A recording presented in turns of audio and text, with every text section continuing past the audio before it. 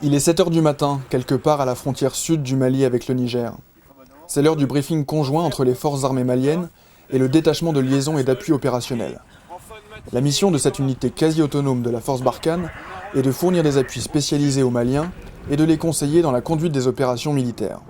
Comme ici, où cette région a été identifiée par plusieurs sources de renseignements comme un espace de remise en condition pour certains groupes armés terroristes.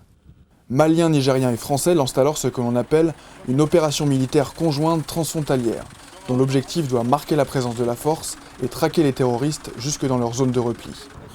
Pour assurer le succès d'une telle opération, la proximité entre les soldats français et ceux des forces armées partenaires est alors primordiale pour une coordination à la fois fluide et constante. Au-delà du fait de la compréhension de la zone et du renseignement qu'on a pu tirer, on a pu observer que le travail des DLAO depuis 3 ans auprès des forces maliennes a porté ses fruits. On l'a vu tous les jours avec du travail plus que correct et du travail efficace sur le terrain.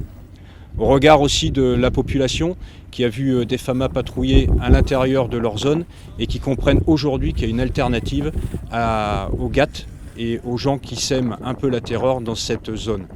Et l'alternative, elle est crédible, ce sont les FAMA.